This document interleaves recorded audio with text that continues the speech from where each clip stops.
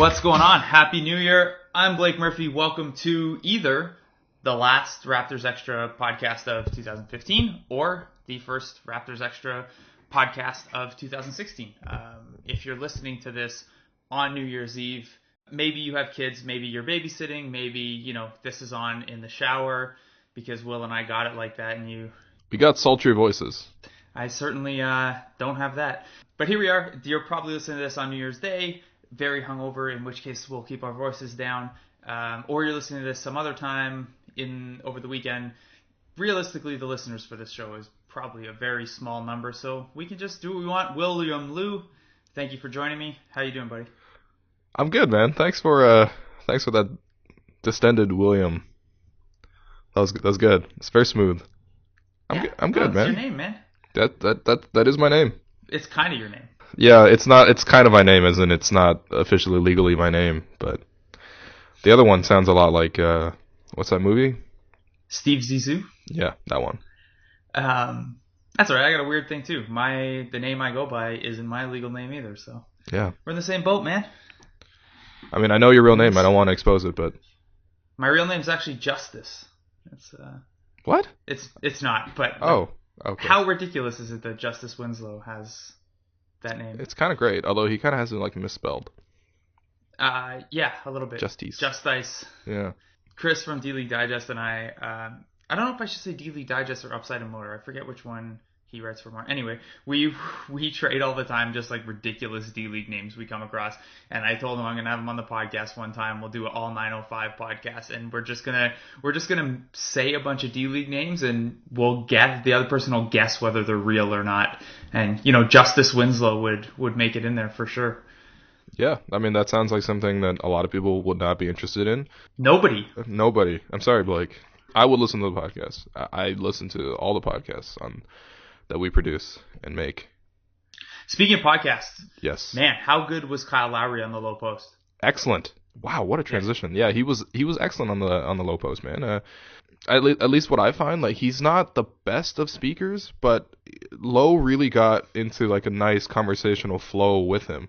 If we're gonna break down Zach Lowe for once, turn the tables on him, his skills as a reporter. I mean, the quick questions where he would interject and ask second lead-in questions really quickly after asking the first question. I mean, you got him talking about Lowry's diminished but still existent posterior, and DeMar DeRozan. He got Lowry to say DeRozan's the best shooting guard in the league, which I guess we can discuss that. And that he's a punk.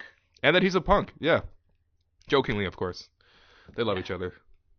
Speaking of love and DeMar DeRozan, do we address it or do we not address it? I mean, it's up to you, man.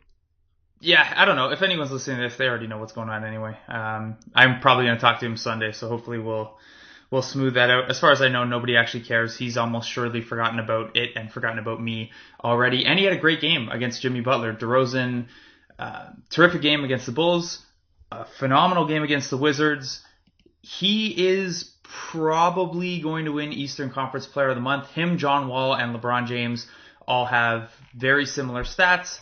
The Raptors got that win over the Washington Wizards on Wednesday, which may or may not help. Who knows what goes into this kind of voting. But DeMar DeRozan, in the month of December, the Raptors are 9-6. He has averaged 25 points, 4.9 rebounds, 4.3 assists, and a 56.7% true shooting, which by his standards is awesome. That's above league average by a fair margin, especially when you consider the usage that that's his workload. Have you ever seen DeMar DeRozan put together not even a full month, but say a 3-week stretch or a 10-game stretch like this? No. This is, I mean, offensively, it's beautiful. What he's doing, it's the best version of what DeMar DeRozan has in his skill set. The slashing to the basket, he's even hit a corner three where in the game against the Wizards, he was playing a two-man game with Lowry. By the way, his two-man game with Lowry is now so good, but he was playing a two-man game with Lowry, and he just he actually naturally drifted towards the corner all normal shooting guards would when Lowry drove to the basket and he was open for a kick out and he hit the three to beat the buzzer. He's still not shooting the three well. He's shooting 25% in the season, but it's just every single thing in DeRozan's skill set is being used and maximized, and it's being put together now. A lot of times DeRozan, obviously, he's always had pretty good scoring numbers, but it never there was never the sense of like DeRozan's this unstoppable scorer, right? Like there were ways to stop DeRozan, and in this past month, like he's had to go against some really impressive defenders. We're talking Jimmy Butler, we're talking Kawhi Leonard, Justice Winslow, who we had a whole segment on. Um, who I know Otto Porter last night, who did a great job on him in the playoffs. Yep. He saw Chris Middleton twice, who, Middleton, there's a little bit of confusion, eye test versus defensive metrics, which are inconsistent on their own, about just how good a defender he is. But he makes things hard at the very least. This is a great stretch of defenders he's faced, and just his numbers on the season jump off the page too. He's at 23, 4.5, and 4.2 now. And the threes still don't drop, and it doesn't matter. He's getting to the free throw line more than ever. 8.6 times a game. Yeah, the third most per game and second most total attempts from free throw line this season. Only Who's behind got him beat per game other than Harden? DeMarcus Cousins, but Cousins missed a couple games. I might go DeMarcus Cousins. Yo, he's going DeMarcus Cousins, man. He is going all the way to DeMarcus Cousins. You know what? So to break the fourth wall here, we don't have a plan for this podcast. It's New Year's Eve in the afternoon, and we just decided we'd talk. So DeMarcus Cousins came up. Say the Sacramento Kings decide that DeMarcus Cousins is on the block, or back on the block, or they get more open about the fact that he's been on the block all this time. There a lot of, and I think this would be a popular thing for a lot of Raptors fans if anyone thought it was possible, is, why don't the Raptors make a play for DeMarcus Cousins? Vlade Divac loves his Euros, and Jonas Valanciunas is an attractive young center that could slot in for Cousins. The cap math gets a little hard because of Valanciunas' poison pill, but a Valanciunas and Patrick Patterson package for Cousins works. Obviously, you'd have to throw in a ton of picks. So a two-part question for you then is, one, how many of the team's first-round picks do you think they would have to give up alongside Valanciunas and Patterson? Two, do you think the Kings would even do that? Because are they crazy enough to think they could trade Cousins and still be a win-now team? And three, this is a smaller one, would they make you take back some bad salary that they've built around Cousins as well? Three is not really important. 1 and 2 are the big ones. Okay, so for number one, the Raptors would have to give up every significant one they would have. Probably, I would say 3. Maybe a fourth one if it's heavily protected. So definitely the 2 surplus picks. So the Knicks / Nuggets pick, and then the Clippers pick that came from the Graves Vasquez deal for sure. Yep, that's 2017 first rounder, lottery protected. And then probably one of the Raptors' future picks as well. And the Raptors could trade. The Raptors own all their own picks, so they could trade it in any year. Yeah, it would be the Kings' preference. The way the drafts look. A little bit of time out. 2017 would be the year the Kings probably want it. Sure. Yeah. So all their picks, and let's say that's the deal. Yeah, sorry, and then you'd have to build around JV and Patterson, and would the Kings be crazy enough to do it? I mean, look, the Kings are a very crazy organization, but they do seem to be they seem smart enough to realize that look, Cousins is the only way we can do this. We can build a winning team here. He's definitely the most talented player, and look, they've floundered and failed, and there are many attempts to try to build around him. But this year, the West is weak. If they can just they have enough talent right now to just put it together and actually make a push for the playoffs. I actually do believe that. Really? Yeah. I think they have a lot of missed, weird, strange pieces, but I really do think that they have enough talent. They just don't have enough cohesion. They have 5-10 minute stretches of every single game where they just come undone, and a lot of that is Cousins actually. But obviously Cousins is so good in the other non 5 to 10 minutes where he's upset. I think they have a lot of talent, man. I think they also have no means of getting better this year. Yeah, they've already traded away all their picks so that they could sign Marco Bellinelli and McLemore's not really a prospect. He's been Mackling not nearly enough. Yeah. You look at the West, let's say the top 7 teams right now are all in. Your mileage with Houston and even Dallas a little bit may vary, but let's say those 7 teams are in. Utah just lost Alec Burks. They're already down Gobert. Dante Exum. Portland is not supposed to be a team that's in the playoff mix. Minnesota, it's maybe a year early. Denver just lost Gallo for a couple games. They've already lost Wilson Chandler for the season. Phoenix just lost Bledsoe for the season. The Pelicans are in 14th and are probably they're only 3.5 games up. They should tank. I would tank if I were them, but they're only 3.5 games out and they have Anthony Davis. They might be the favorite to get the 8th seed. Yeah, it's a bit crazy. Yeah, look, the West is a jumble, and I think that the Kings, the thing is they're pot committed. The Kings have always been pot committed with terrible hole cards. Yeah, this is why I think that a Raptors Cousins deal would never make sense. And it's what I've tried to tell people when they've asked me is that, the Raptors with the surplus picks and with Valanciunas, who's still, Valanciunas isn't yet in the peak years for a big man. Centers start to peak around 24, 25. So, a player like that on what's a below max contract and all these surplus picks should at least get you in the conversation, but the Kings are never going to tear things down. They traded away a first-round pick and Nick Stauskas to clear cap space to sign veterans. I don't think things could possibly go bad enough where they tear down and do a proper rebuild. So all the surplus picks don't really matter. Yeah, I mean, the thing is, you would need to give them an impact, kind of. Like, the one trade that is floated out there a lot is, like, a potential trade from Boston where they could trade some of those Nets picks. That one makes a lot of sense. The only thing that Boston can't necessarily send back is a tangible current piece, like the Raptors could with JV, but... Yeah, the best piece that fits a deal that the Celtics would realistically send out is maybe an Avery Bradley or Kelly Olynyk, who, by the way, Kelly Olynyk is getting better, like, by the week. He's been pretty good this year. I saw him run pick and rolls and then pull up out of them. This is a center. No centers can do that. This is a Canadian bias, and, like, I was calling him Kelly Olympics all through the Fevers because, that things didn't work out that well, but he played really well. But he's getting good. And the Celtics defense, like, the Celtics, they're not a good offensive team, but, like, they're a tremendous defensive team. And they somehow made it work with Olynyk on the floor. And if you're a bad defender, your hope is so that you could be in a system with this the right amount of player or the right types of players where you can sort of coexist with them and have a good defense. And that's what's happening. And, like, offensively, he's always had a lot of skill. I mean, Spencer Haas 2.0. It might be a little bit more than Spencer Haas 1.0. Yeah. You mentioned the Celtics not being good offensively. There's such a funny, not even study, just like an example of when you hear a broadcast, and the Raptors broadcast is bad for this, talking about team offensive rankings in terms of points per game. Celtics are the number one team in the East in points scored per game because they play at a breakneck pace. They are like 19th in offensive rating overall, so on like a per possession basis. And like that's how extreme points per game can confuse what's actually going on. And it also serves to make them look like an average defense when they're actually a pretty solid. Yeah, I think they're like third, which is kind of nuts. Now. Second, wow. They passed Golden State because Golden State, State, they tanked one game. It's over. It's over. It's completely over. It's over. 29-2.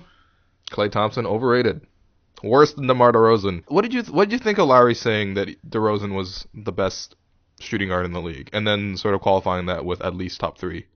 Yeah, so he said his wording was something along the lines of DeMar's the best shooting guard in the league.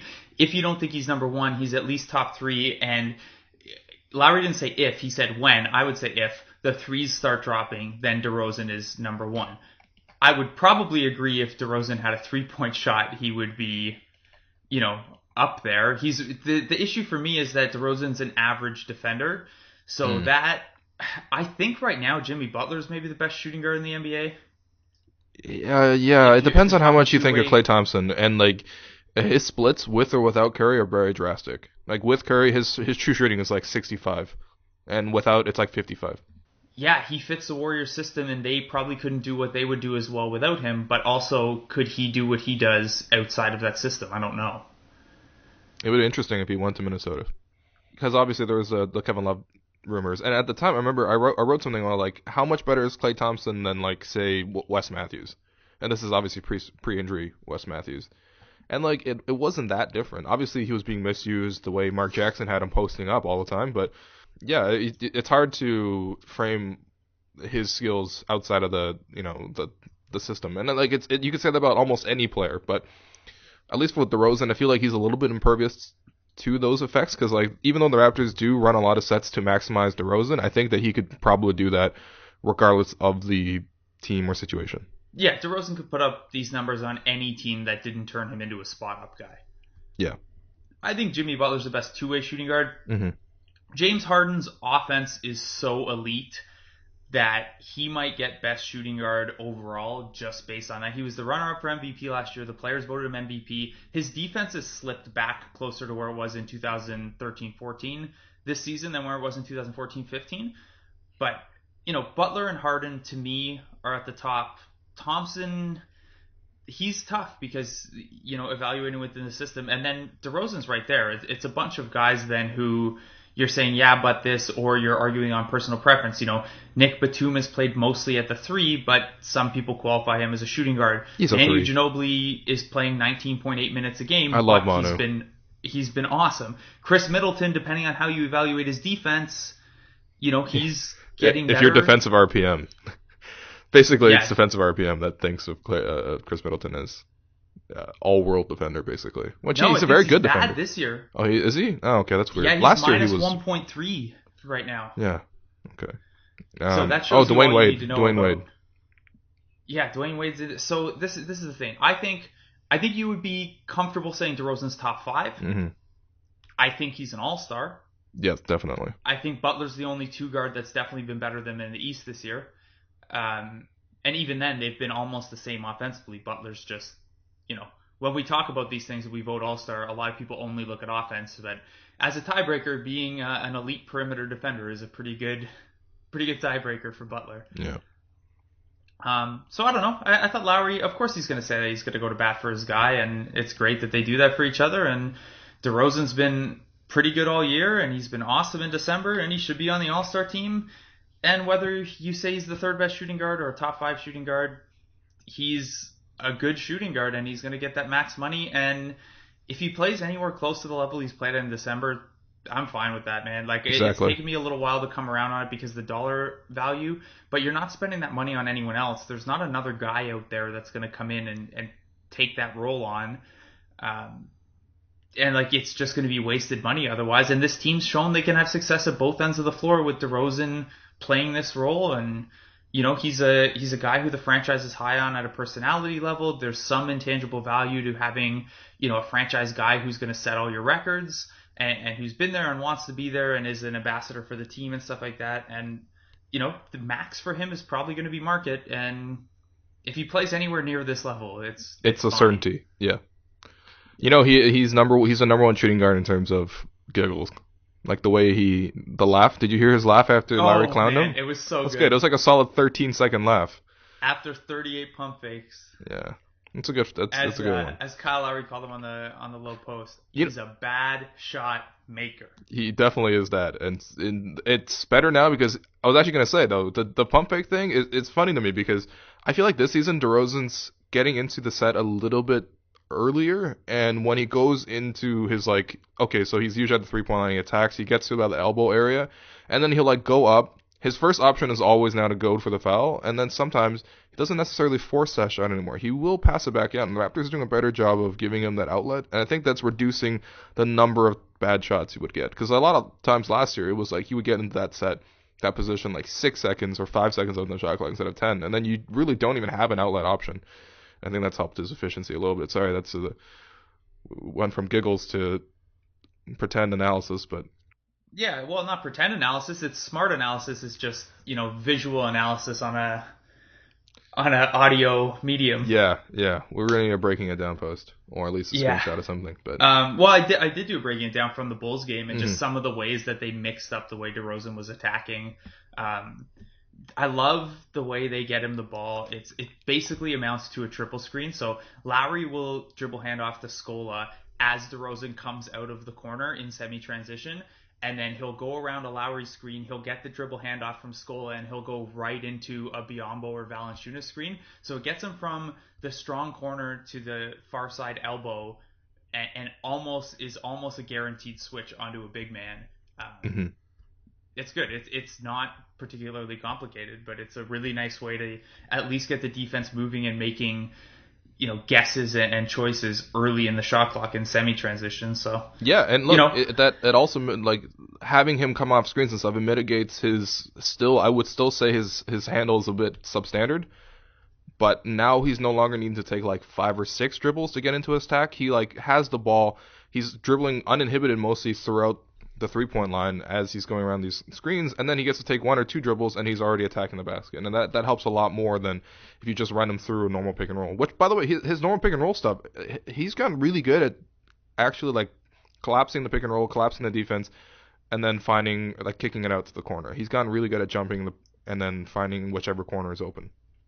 I had a really good talk about that with Norman Powell at the D-League game on Wednesday. And right now, Powell's in the D-League working on basically that. Mm-hmm. They know he can get to the rim. He can get to the rim against any D-League defender and any D-League team defense. He showed in the NBA he can get there, although he hasn't finished yet at the NBA level.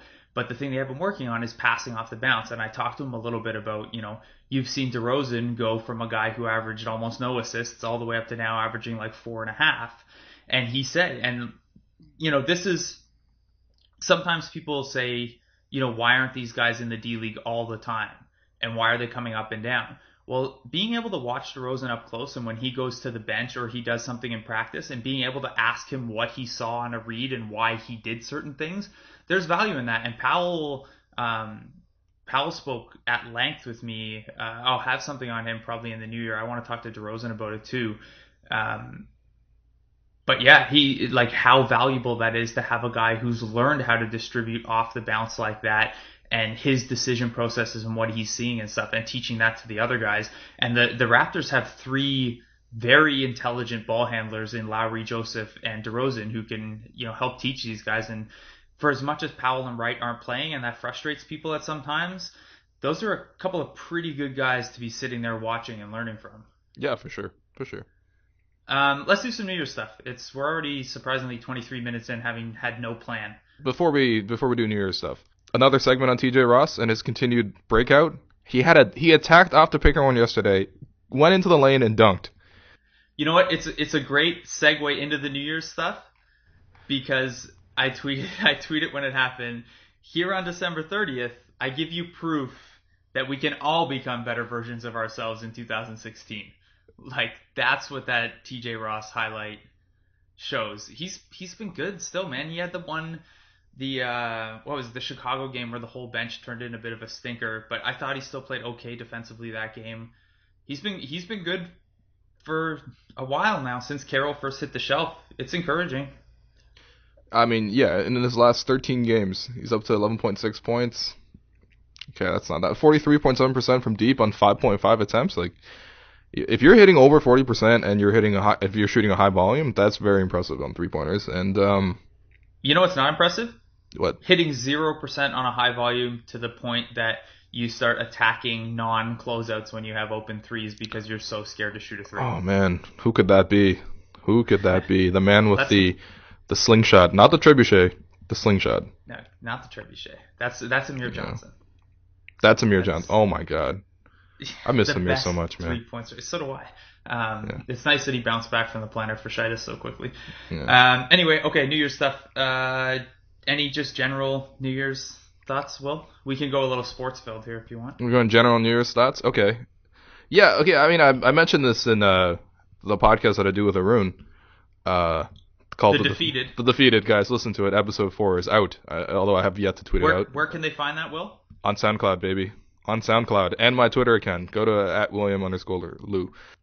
One of the big things for me is like finding identity within my life. Okay, so that sounds horrible when you say it. It sounds horribly pretentious and sounds vaguely like what everyone's trying to do at all times.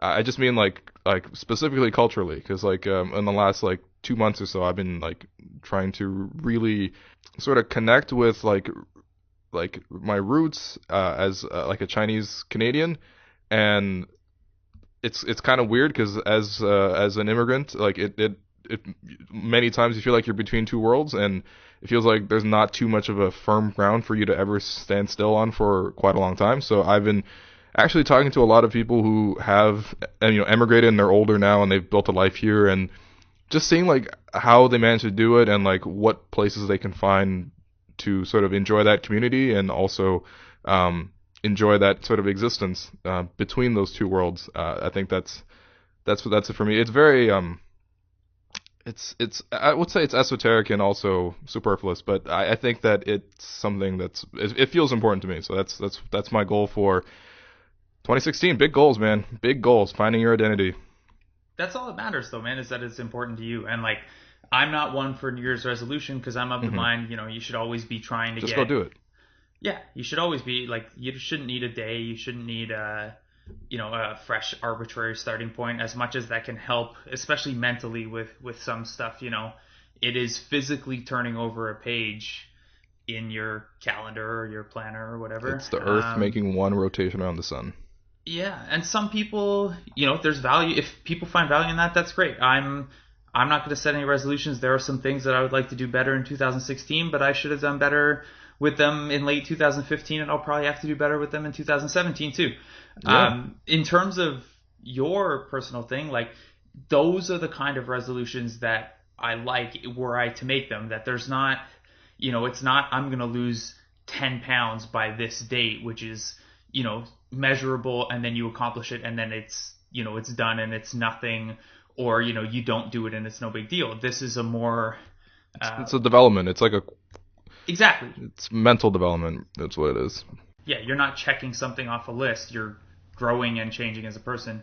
Good God, if anyone. Yeah, I was gonna say, man, that turned really quickly. That's okay. That's the time. This is what you get on the extra one. All right. If you want just all Raptors talk, well, do come to this podcast because usually it's all Raptors talk. But no, today we're talking Cousins. We're talking the Western Conference. We're talking Kelly Olynyk. I agree. Like, just go do it. But like, do you have any general ones? I have one thing that I'm doing that isn't really related to New Year's. Okay. It's like I'm running a half marathon. Oh. In May, right before my 30th birthday. I've run a 25K orienteering race before, where you have to you have a map and you go, but it's a lot of start and stop and stuff. I've never run a half marathon straight, so I'm doing that on May 1st, right before I turn 30. Assuming the Raptors don't have a playoff game that day, which, since that might end up in the second round of the playoffs, let's hope they do have a playoff game that day. Yeah, definitely. But that's huge, man. That's a big goal. As someone who struggles to run 5 kilometers, Are you running 10K every week or something? How are you I don't think training it'll for be it? too bad. So I've got a 16-week plan that starts January 10th, and yeah, I could do I could go out and do probably 8K right now, no problem. Okay. It might take me a little bit to work up to longer distances, just because I'm a bigger guy naturally, and I don't know how well my knees will respond to the pounding at my old age. You're describing yourself like Chuck Hayes or something. Blake is a trim man. I don't. Yeah, let's not go into. Let's not become CrossFit Poppy here and start talking about our lifts on our mixtapes. But no, it'll be fun. I'll do a long run each week and up the distance each week. Get on my JE Skeets. By the way, shout out to Sasha. I was at the 905 game on Wednesday, and we are obsessed with the 905 DJ because he's so much better than Four Corners. DJ Andre 905. His Twitter handle is some iteration of that. It might just be Andre 905. He was the players were copying his mixes at the game yesterday. That's how fire this guy is. I see. I thought that was a joke when Hart told me that. No, Melvin Johnson walked up and was got a stack of this guy's mix. And it's a 90s mix. I haven't spun it yet, but this is the feature you need to be writing. This might be. Oh, I'm serious. I'm absolutely serious. It'd be tough to write without taking shots at Four Corners, though. Yeah, you could frame it another way. I don't know. It'd be great. I would definitely. I would want to read about that. 905 on the come up. Yeah, for sure. Everyone on 905 is on their journey to Toronto. Like I keep saying, it's a D-League season for everyone. Mm-hmm. DJ Andre 905's out there. He's trying new techniques he wouldn't get the chance to try if he were the NBA DJ. He's getting the worst songs into the rotation that he wouldn't otherwise be able to work in. Exactly, yeah. There are some benefits to the freedom of the D-League. And, if he makes a fire enough mixtape, maybe it goes up to the big leagues and he loses it. But that's kind of how the D-League works. Yeah, maybe. I don't know. Maybe the Celtics need a new game ops guy, and they're going to see the tweets, and they're going to pluck him out of the D-League. The Celtics play I would say, the most throwback, I would say, a lot of 80s rock plays at Celtics games, which is a bit weird for NBA arenas. Doesn't happen anywhere else. No, not at all surprising culturally, but there's a lot of 80s rock. There's that Geno thing, Geno Time. Geno Time. What is this? It's just like when the Celtics are gonna win, they play this like video of like 70s dancing, kind of like disco stuff. It's called Oh, Geno Times because the guy's name is Geno and he's dancing in the video. okay. Apparently Kevin Garnett loves it. They played it when he was in his last game at the Garden. Okay. Let's quickly just hit, because in case anyone's listening to this before Friday night's game, the game preview is going to be very thin because I imagine I'll be writing it hungover. Charlotte always seems to have the Raptors numbers. They have lost 7 of the last 9 to the Hornets, 14 of the last 19 to the Hornets, and 40 of 67 all time, despite the fact that for a lot of those seasons, the Raptors were a better team. They will run into a Hornets team that's short Al Jefferson, who tore his meniscus the other day, short Michael Kidd-Gilchrist, who's out with a shoulder injury. Spencer Hawes and Jeremy Lin are both questionable. That didn't seem to matter last time when they beat the Raptors in overtime without Kidd-Gilchrist, without Jefferson, without Nick Batum. Any thoughts on this one? It's just, I don't know what it is with the Hornets, man. It's very annoying. I think it's a combination of a lot of things. I think that the Raptors do struggle a little bit with guarding quick point guards, and Kemba Walker, not only is he's always been quick, but his jumper's been on a lot more this year. Although I think it's coming down a little bit, but I still don't think he's good. Exactly, right?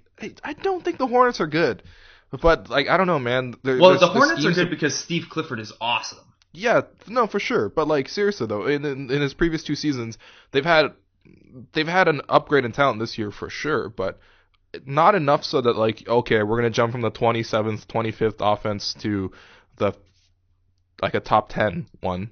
You're surviving defensively with heavy usage of a Kemba Walker, Jeremy Lin backcourt. Yeah, and like Frank Kaminsky and Spencer Hawes, who are essentially the same player, they play in the same front court. What the hell? I don't understand how they do it. But I mean, that's the thing. Clifford's always had great defenses. Yeah. Yeah. But and their offense has taken such a huge jump, and our boy Joe Wolfon, wrote a nice thing early in the season about how they were succeeding offensively, but man, it's weird that they just have their number, and I feel like it shouldn't be a thing because there's so much turnover in the rosters every year and stuff, but I feel like if the Raptors could just punch them in the mouth on New Year's Day, it would be a great way to start 2016. Just this team that you can never finish against, that just beat you in the weirdest game. You never blow teams out. Just come out and just right cross, right to the chin, just floor them, Conor McGregor, to start 2016. So not to shit on our boy TJ, but the Raptors are at home, and they will be at home tonight for Christmas Eve, or for New Year's Eve, and then tomorrow will be New Year's Day. You think TJ's going to be fit? No comment. No comment, yeah. All right. I'll tell you who'd be just fine, though. Norman Powell, Anthony Bennett, DeLon Wright. Yo, they're all chomping down at with the the bit. D-League playing at 7:30 on New Year's Eve. Oh, man. There's no... The D-League season is 50 games. There's no reason for these guys to be playing on New Year's Eve. It's almost cruel, really. The Raptors should call them up, quote unquote, and then let them not play that game. All right, you got to get going. This has gone 35 minutes. That's probably long enough for a New Year's Day podcast. Any parting shots, Will?